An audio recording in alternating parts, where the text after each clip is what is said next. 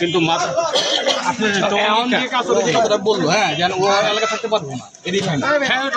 মানে তোমরা যে এলাকা উদ্যোগ না নাও তোমরা যে নিরব থাকো তাহলে ওই আছে তো ওই এলাকা ঢুকবো আর তোমরা দইরা আব্বা ভাইয়া কথাই আর কোনো কথা নেই গাজী তুই কই ধর পাইলাম না তাই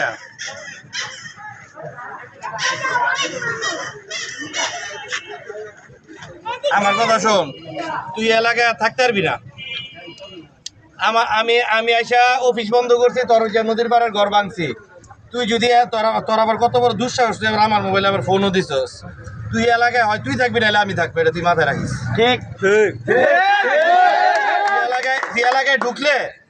তোর হাত পা বাইরে ভাঙবো আমি আমরা বাংলা না কয়ে দিছি না এটা বাংলা হইব না ঠিক আছে তাহলে আরেকবার খাওয়ার লেগে প্রস্তুতি দিল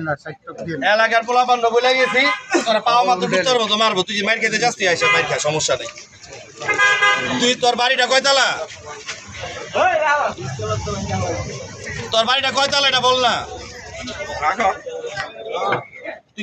তুই কি ইমামতি করে বাড়ি করছস তুই মাদক বেচছস মানুষের পোলাপান নষ্ট করছস কালকে আমার পোলা খাইবো না গ্যারান্টি কি তুই এলাকায় ঢুকতে পারবি না বাস তোর কথা শেষ তোর বউ বাচ্চালে কই যাবি যা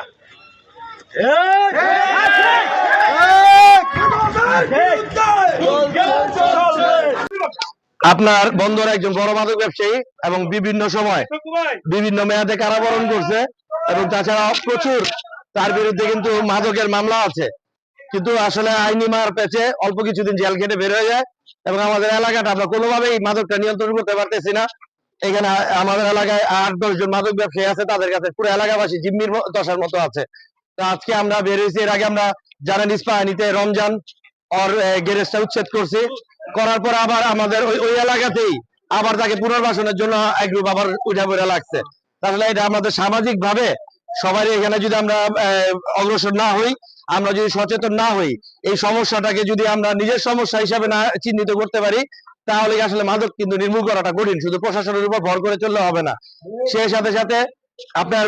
পুলিশের প্যাট্রোলিংটা আরো বেশি জরুরি আপনারা যাদের ধরা হয় ম্যাক্সিমাম হচ্ছে আপনার মাদক সেবী এই একটা দুইটা ইয়াবা বা বিভিন্ন কিছু নিয়ে ধরে তারা 7 দিন পরে বের হয়ে যায় আসলে মাদক ব্যবসায়ী যারা আছে তারা ধরা ছোঁয়ার বাইরে থাকে